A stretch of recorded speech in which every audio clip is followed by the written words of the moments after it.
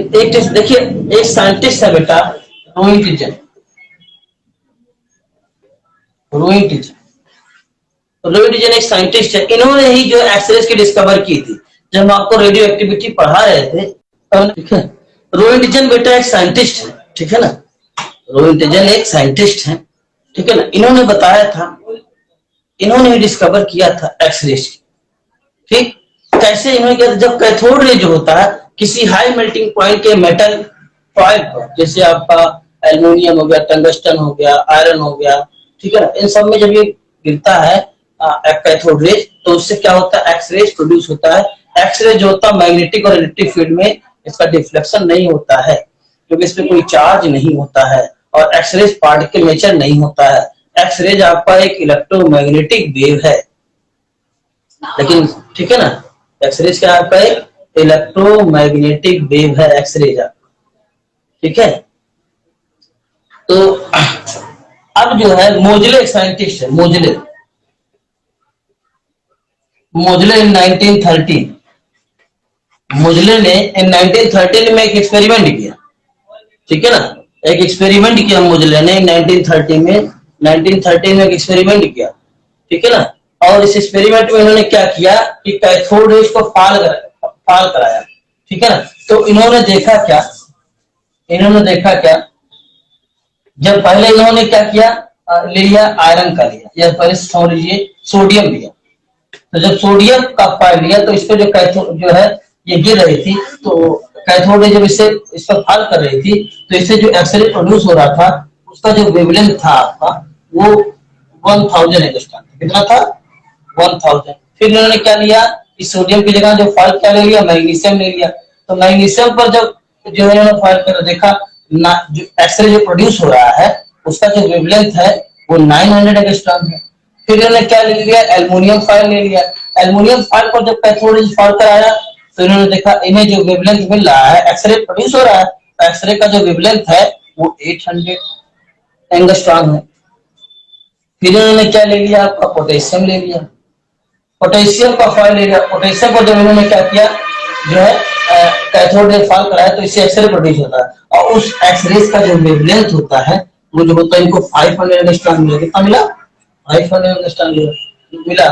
फिर इन्होंने जो है कैल्शियम ले लिया, तो कैल्शियम का फाइल लिया, तो जब इसमें कैथोड फाल कराते हैं तो इससे एक्सरे प्रोड्यूस होता है, और उस एक्सरे की जो वेवलेंथ होती है वो 400 एंगस्ट्रॉम होती है। कितना, तुमने देखा कि जैसे जैसे एटॉमिक नंबर क्या कर रहा है, इंक्रीज कर रहा है। और आप जानते हैं कि वेवलेंथ जब ये मिलेगा तो आप जानते हैं ईच कल्टू बेटा होता है एच न्यू, और न्यू इक्वल टू होता है सी बाई लेमडा, और ई इक्वल टू क्या हो जाएगा, एस सी बाई लेमडा। अगर वेवलेंथ इंक्रीज करेगा तो आपका क्या करेगा, एनर्जी डिक्रीज करेगा। Wavelength increase, frequency decrease, nu equal to C by lambda. Nu आपका फ्रीक्वेंसी है, सी आपका जो स्पीड ऑफ लाइट है, और वेवलेंथ जो होता है वेव की जो होता है वेवलेंथ है, ठीक। वेवलेंथ इंक्रीज यानी कि वेवलेंथ क्या कर रहा है आपका, देखिए डिक्रीज कर रहा है, वेवलेंथ क्या कर रहा है, डिक्रीज कर रहा है, तो फ्रीक्वेंसी क्या करेगा, इंक्रीज करेगा। तो इन्होंने देखा वेवलेंथ डिक्रीज करेगा तो फ्रीक्वेंसी इंक्रीज करेगा। तो इन्होंने इससे ये ऑब्जर्व किया, एक्सपेरिमेंट किया। मोजले ने इस एक्सपेरिमेंट को 1913 मोजले ने इस एक्सपेरिमेंट को 1913 में किया, ठीक है। और इससे उन्होंने ऑब्जर्व किया, ऑब्जर्व किया, फिर कंक्लूजन कर दिया कि किसी भी एलिमेंट का जो फिजिकल और केमिकल प्रॉपर्टी होता है वो एटॉमिक नंबर होता है, ना कि मास। आपने 10th क्लास में पढ़ा होगा मॉडर्न पीरियोडिक लॉ और Mendeleev periodic law. Mendeleev periodic law क्या है, the physical and chemical property of the element as a periodic function of their atomic mass, ये मेंडलीव पीरियोडिक लॉ है। और मॉडर्न पीरियोडिक लॉ क्या, modern periodic law किसने दिया था, मोजले ने ही दिया था। मॉडर्न पीरियोडिक लॉ मोजले ने ही 1913 में दिया था, ठीक है ना। मोजले ने एक्सपेरिमेंट के थ्रू ही बताया था कि the physical and chemical property of the element are the periodic function of their atomic number. किसी भी एलिमेंट की जो प्रॉपर्टीज होती है फिजिकल और केमिकल, वो किस पे डिपेंड करती है, एटॉमिक नंबर पर, ना कि मास नंबर पर। तो इस तरीके से जब उन्होंने देखा कि जैसे जैसे एटॉमिक नंबर हम इंक्रीज कर रहे हैं वैसे वैसे वेवलेंथ क्या कर रहा है, डिक्रीज कर रहा है। और वेवलेंथ जब डिक्रीज करेगा तो बेटा फ्रीक्वेंसी क्या करेगा, इंक्रीज करेगा, क्योंकि वेवलेंथ इंक्रीज फ्रीक्वेंसी डिक्रीज। देखिए वेवलेंथ डिक्रीज कर रहा है, 1000 angstrom, 900 angstrom, 800 angstrom, 500 angstrom, 400 angstrom. और हमने क्या क्या लिया था, सोडियम लिया था, मैग्नीशियम, एल्युमिनियम, फिर कैल्शियम, पोटेशियम, फिर कैल्शियम लिया था। सोडियम का एटॉमिक नंबर 11, फिर मैग्नीशियम का 12, एल्युमिनियम का 13, पोटेशियम का 19 और कैल्शियम का। तो एटॉमिक नंबर क्या कर रहा है, इंक्रीज कर रहा है। जब एटॉमिक नंबर इंक्रीज करेगा तो फ्रीक्वेंसी क्या करेगा, डिक्रीज करेगा। और फ्रीक्वेंसी डिक्रीज करेगा तो वेवलेंथ क्या करेगा, डिक्रीज करेगा। वेवलेंथ डिक्रीज कर रहा है तो इन्होंने एक फार्मूला दिया, उन्होंने जो मुझे एक फार्मूला दिया कि एटॉमिक नंबर और फ्रीक्वेंसी में एक रिलेशनशिप, एक फार्मूला दिया। इन्होंने दिया अंडर रूट न्यू क्वेश्चन होता है, ठीक है, ए इंटू जेड माइनस बी। यहाँ पे जेड आपका एटॉमिक नंबर है और न्यू आपका फ्रीक्वेंसी है, और ए और जो बी है आपका ये कांस्टेंट है। क्या है, ए और बी कांस्टेंट। ठीक है, चलिए लिखिए थोड़ा सा, ठीक है, टिप्स में लिखिए।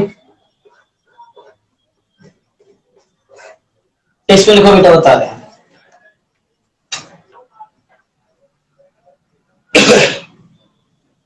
ठीक है, लिखेंगे मोजले, मोजले इन 1930, मोजले इन 1930 स्टडी दी।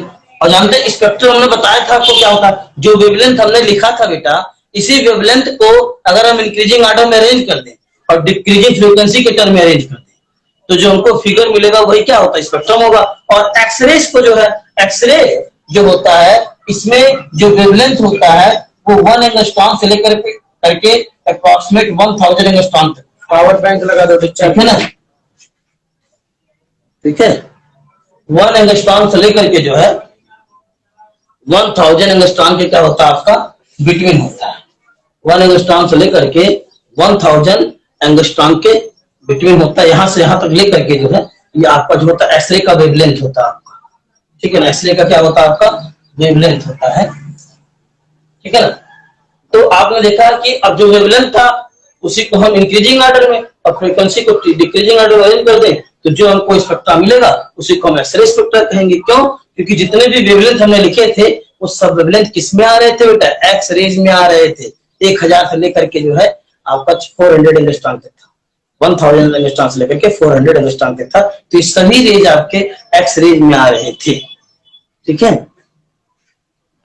तो उसी को उससे हम क्या कहेंगे, एक्सरे स्पेक्ट्रम कहेंगे। उसी वेवलेंथ को हम इंक्रीजिंग ऑर्डर में और फ्रीक्वेंसी को डिक्रीजिंग ऑर्डर में अरेंज कर दें तो जो हमको फिगर मिलता है उसी को हम कहते हैं एक्सरे स्पेक्ट्रम। एक्सरे का था एक्सरे स्पेक्ट्रम कहेंगे। और एक्सरे आपका एक इलेक्ट्रोमैग्नेटिक वेव, एक्सरे क्या आपका एक इलेक्ट्रोमैग्नेटिक वेव है। लाइट रेज भी क्या आपका एक इलेक्ट्रोमैग्नेटिक वेव है। अभी आगे पढ़ेंगे इलेक्ट्रोमैग्नेटिक वेव क्या होता है, ठीक है ना। साउंड वेव आपका इलेक्ट्रोमैग्नेटिक वेव नहीं होता है, क्योंकि इलेक्ट्रोमैग्नेटिक वेव जितने भी होते हैं, ठीक है ना, इनमें क्या होता है इलेक्ट्रिक फील्ड और मैग्नेटिक फील्ड दोनों होता है। जितने भी इलेक्ट्रोमैग्नेटिक वेव हैं इनकी स्पीड लाइट की स्पीड के इक्वल होती है, ठीक है ना। और इलेक्ट्रोमैग्नेटिक वेव जो होते हैं ये विदाउट मीडियम के क्या करते हैं, प्रोपोगेट कर जाते हैं। अगर एयर भी नहीं है तब भी क्या कर जाएंगे आपके इलेक्ट्रोमैग्नेटिक वेव प्रोपोगेट कर जाएंगे। लेकिन साउंड वेव जो होता है बिना मीडियम के प्रोपोगेट नहीं करेंगे। अगर मीडियम नहीं है तो हम आपके पास खड़े करके चिल्लाएं तो आपको सुनाई नहीं देगा, क्योंकि मीडियम में एयर के पार्टिकल्स नहीं होंगे। तो हम बोलते हैं तो एयर के पार्टिकल्स एक दूसरे से स्ट्राइक करते करते करते जो वो हमारे ईयर ड्रम से जाके स्ट्राइक कर जाते हैं। जब वो पार्टिकल्स रहेंगे ही नहीं तो हम आपके बगल ही चिल्लाएंगे, आपको सुनाई नहीं देगा। तो मोजले ने इन 1930 स्टडीज, ठीक है, in 1930 studies the X-ray spectrum, the X-ray the X-ray spectrum,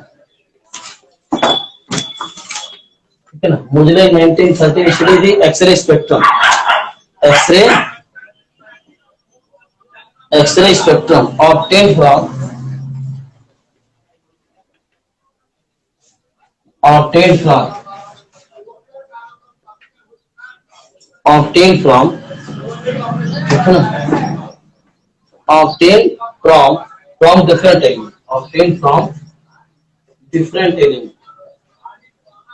different element, obtained from different element, obtained from different elements, obtain from different elements. ठीक है बेटा, नेक्स्ट लाइन से लिखिए, मोजले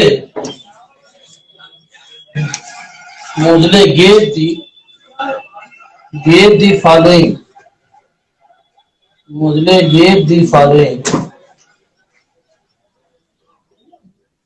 Moodle gave the following, Moodle gave the following relation between following, Moodle gave the following relation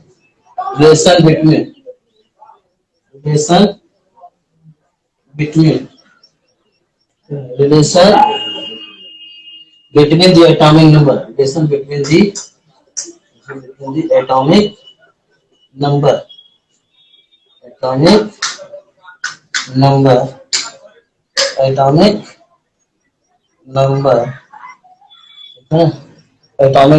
the element,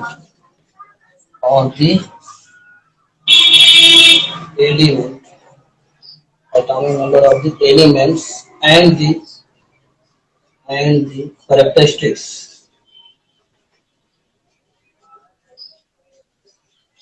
and the characteristics frequency of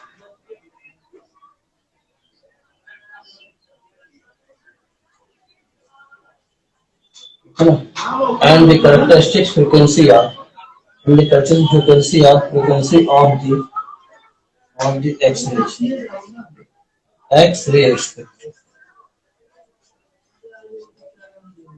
ठीक है, ये हो जाएगा formula, under root nu equals to, ठीक है ना, a into Z minus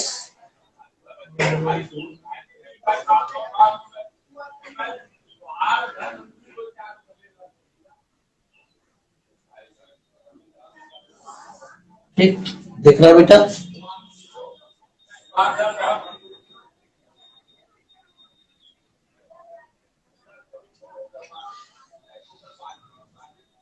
frequency of the X ray spectrum, ठीक है ना, अंडर रूट न्यू क्वेश्चन हो जाएगा a इंटू, बेटा आप यूट्यूब पे कई बार देख लीजिएगा, जब नहीं समझ में आएगा, ठीक है ना, तब हमसे पूछेगा, बताएंगे, ठीक है ना, under root nu question a into Z minus B. इसको नोट कीजिए बेटा, तब बताएं आगे, इसको नोट कीजिए बेटा, तब आगे बताएं।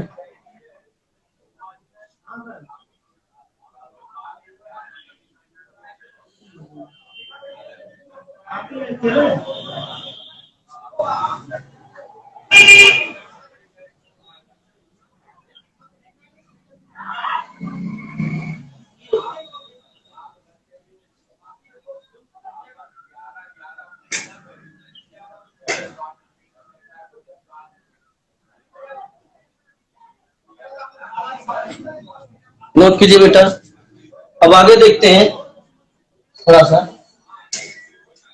ठीक है,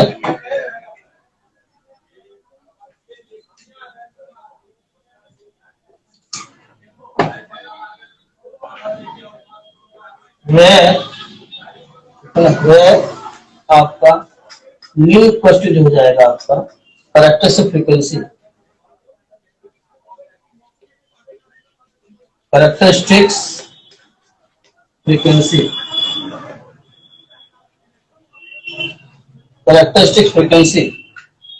of the X-ray, characteristic frequency of X-ray, और Z इक्वल टू क्या हो जाएगा आपका एटॉमिक नंबर,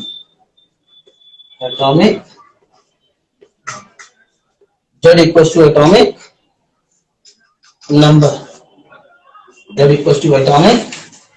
नंबर, ठीक है ना, और जो है A एंड ठीक है ना, A एंड B और कांस्टेंट, A एंड B और कांस्टेंट, नोट कर लीजिए बेटा, नोट कर लीजिए, किसी को कोई प्रॉब्लम हो तो बताइए।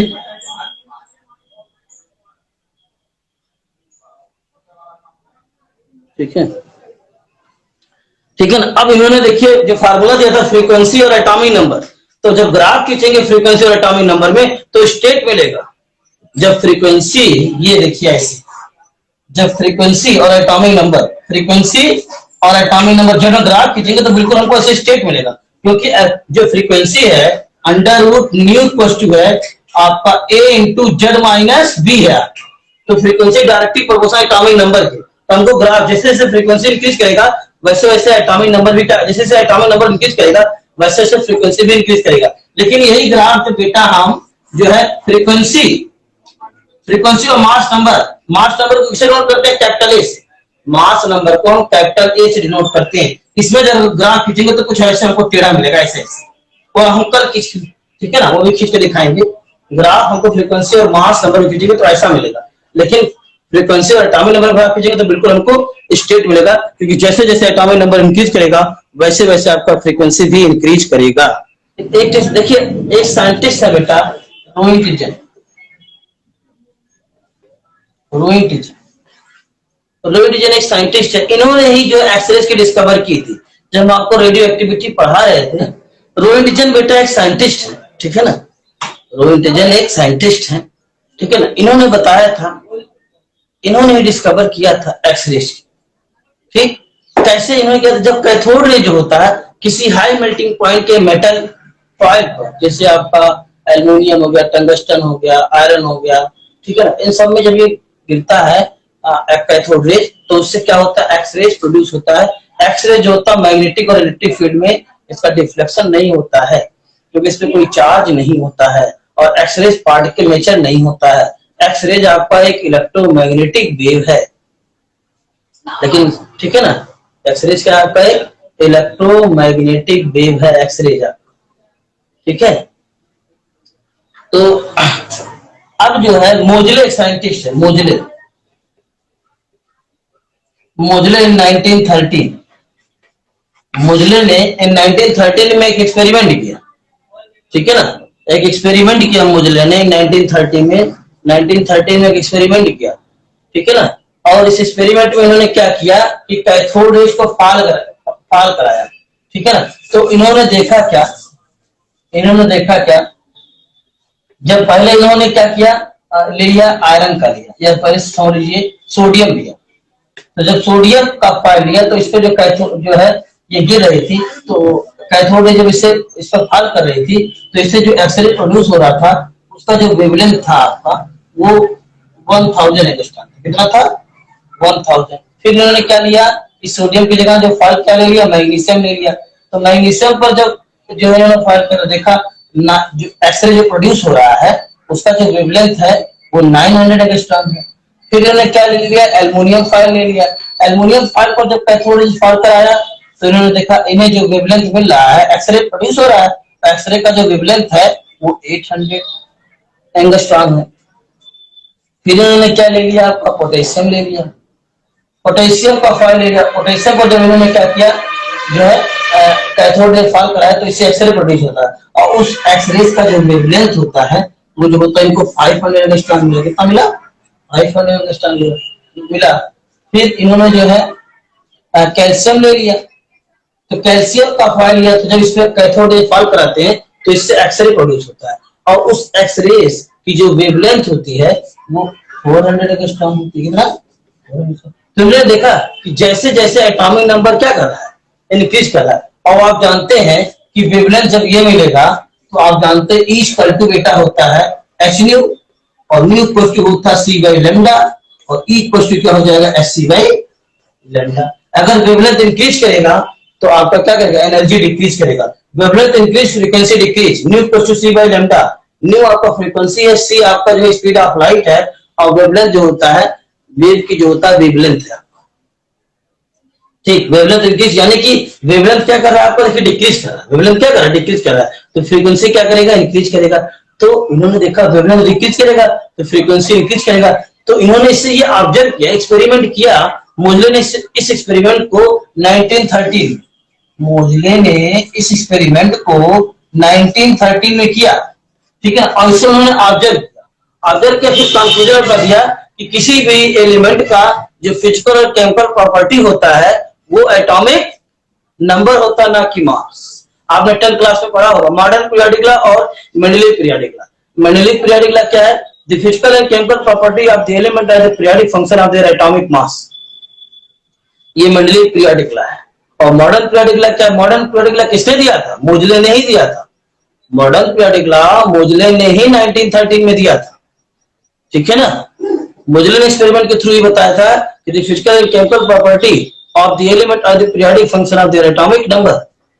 किसी भी एलिमेंट की जो प्रॉपर्टीज होती है फिजिकल और केमिकल, वो किस पे डिपेंड करती है? एटॉमिक नंबर पर, ना कि मास नंबर पर। तो इस तरीके से जब उन्होंने देखा कि जैसे जैसे एटॉमिक नंबर हम इंक्रीज कर रहे हैं, वैसे वैसे वेवलेंथ क्या कर रहा है? डिक्रीज कर रहा है। और वेवलेंथ जब डिक्रीज करेगा तो बेटा फ्रीक्वेंसी क्या करेगा? इंक्रीज करेगा, क्योंकि वेवलेंथ इंक्रीज फ्रीक्वेंसी डिक्रीज। देखिए वेवलेंथ डिक्रीज कर रहा है, 1000 angstrom, 900 angstrom, 800 angstrom, 500 angstrom, 400 angstrom. और हमने क्या क्या लिया था? सोडियम लिया था, मैग्नीशियम, एल्युमिनियम, फिर कैल्शियम, पोटेशियम, फिर कैल्शियम लिया था।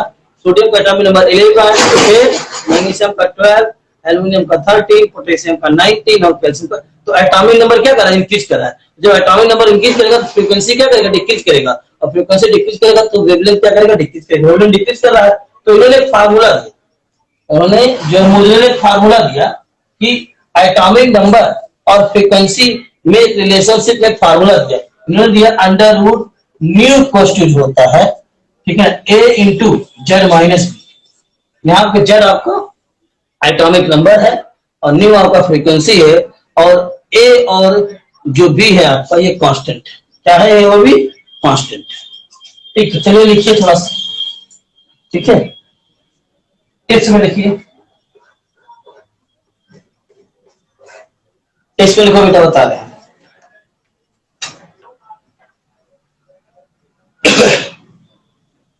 ठीक है, लिखेंगे मोजले इन 1913, मोजले इन 1913 स्टडी दी। और जानते हैं स्पेक्ट्रम हमने बताया था आपको क्या होता है? जो वेवलेंथ हमने लिखा था बेटा, इसी वेवलेंथ को अगर हम इंक्रीजिंग ऑर्डर में अरेंज कर दें और डिक्रीजिंग फ्रीक्वेंसी के टर्म में अरेंज कर दें, तो जो हमको फिगर मिलेगा वही क्या होता है? स्पेक्ट्रम होगा।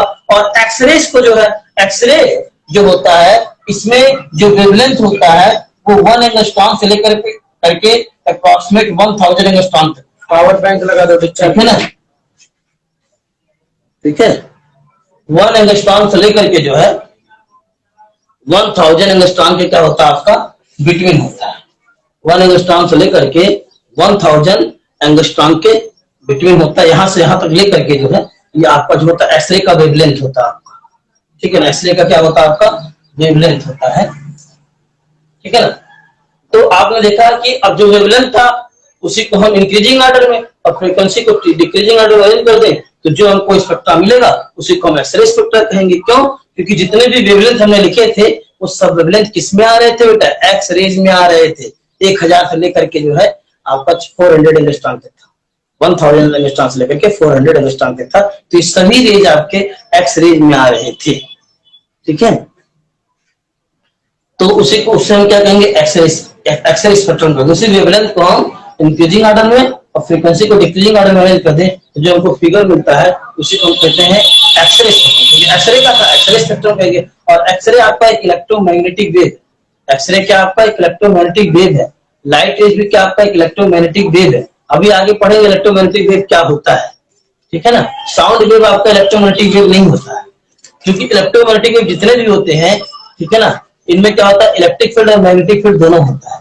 जितने भी इलेक्ट्रोमैग्नेटिक वेव हैं इनकी स्पीड लाइट की स्पीड के इक्वल होती है, ठीक है ना।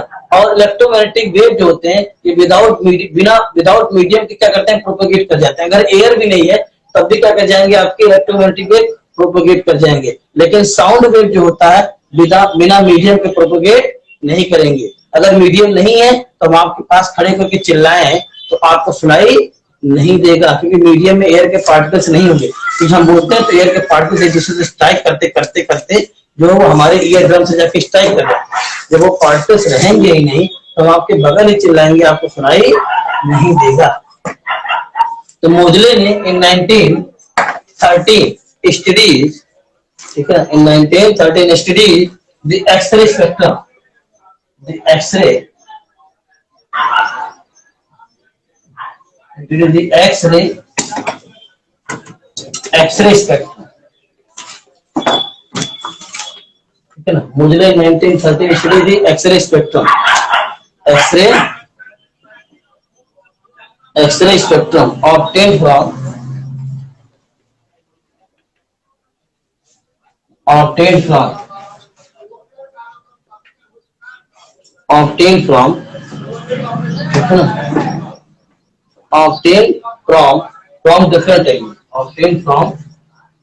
different elements.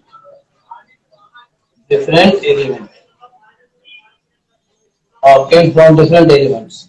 Obtained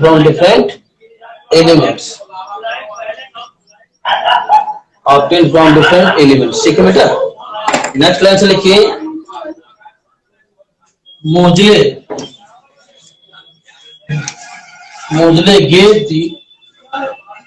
gave the following. Mosley gave the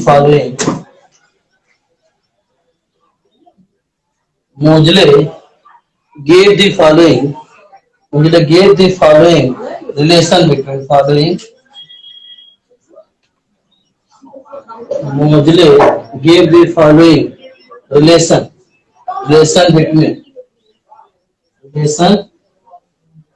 between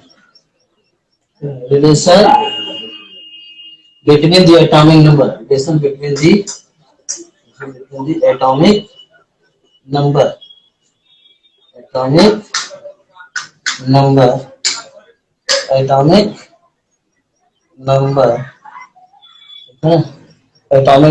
the element, atomic number of the elements and the characteristics.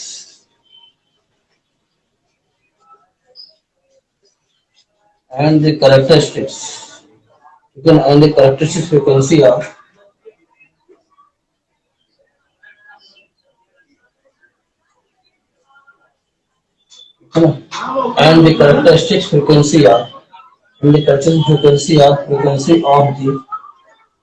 the X-ray spectrum. ठीक है, ये हो जाएगा formula, under root nu equals to, ठीक है ना, a into Z minus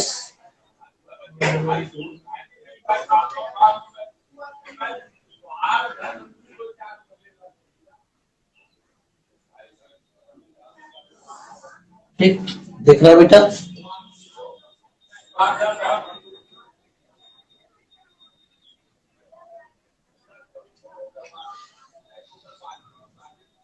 frequency of the X-ray spectrum, ठीक है ना, अंडर रूट न्यू क्वेश्चन हो जाएगा a इंटू, बेटा आप यूट्यूब पे कई बार देख लीजिएगा, जब नहीं समझ में आएगा, ठीक है ना, तब हमसे पूछेगा, बताएंगे, ठीक है ना, under root nu question a into Z minus B, इसको नोट कीजिए बेटा, तब बताएं आगे, इसको नोट कीजिए बेटा, तब आगे बताएं।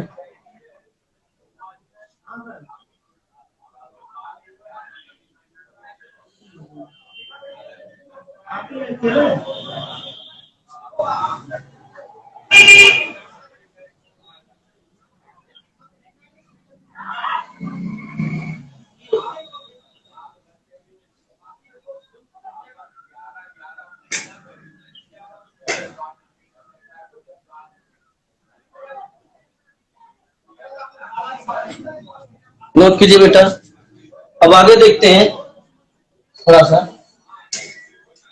ठीक है,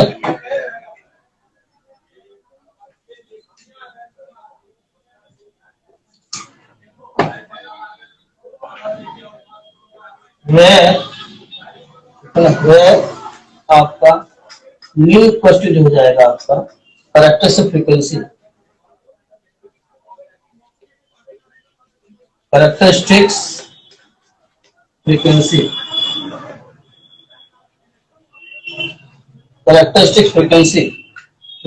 of the X-ray, characteristic frequency of X-ray, और Z इक्वल टू क्या हो जाएगा आपका atomic Z equal to atomic number, Z equal to atomic number, ठीक है ना। और जो है A and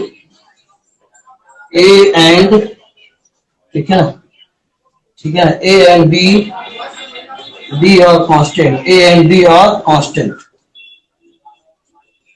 A and B और कांस्टेंट। नोट कर लीजिए बेटा, नोट कर लीजिए, किसी को कोई प्रॉब्लम हो तो बताइए।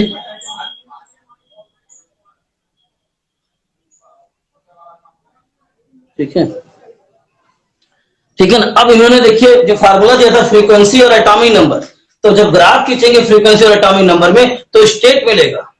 जब फ्रीक्वेंसी, ये देखिए ऐसे, जब फ्रीक्वेंसी और एटॉमिक नंबर, फ्रीक्वेंसी और एटॉमिक नंबर जब ग्राफ खींचेंगे तो बिल्कुल हमको ऐसे स्टेट मिलेगा, क्योंकि जो फ्रीक्वेंसी है अंडर रूट न्यू इक्वल है आपका a into Z minus B है, तो frequency directly proportional atomic number के। तो हमको ग्राफ जैसे जैसे फ्रीक्वेंसी इंक्रीज करेगा वैसे वैसे एटॉमिक नंबर भी, जैसे जैसे एटॉमिक नंबर इंक्रीज करेगा वैसे वैसे फ्रीक्वेंसी भी इंक्रीज करेगा। लेकिन यही ग्राफ जो बेटा हम जो है फ्रीक्वेंसी और मास नंबर को किससे डिनोट करते हैं? कैपिटल ए से। मास नंबर को हम कैपिटल ए से डिनोट करते हैं। इसमें जब ग्राफ खींचेंगे तो कुछ ऐसे हमको टेढ़ा मिलेगा, ऐसे और हम कल खींच, ठीक है ना, वो भी खींच के दिखाएंगे। ग्राफ हमको फ्रीक्वेंसी और मास नंबर खींचेंगे तो ऐसा मिलेगा, लेकिन फ्रीक्वेंसी और एटॉमिक नंबर ग्राफ खींचेंगे तो बिल्कुल हमको स्टेट मिलेगा, क्योंकि जैसे जैसे एटॉमिक नंबर इंक्रीज करेगा वैसे वैसे आपका फ्रीक्वेंसी भी इंक्रीज करेगा।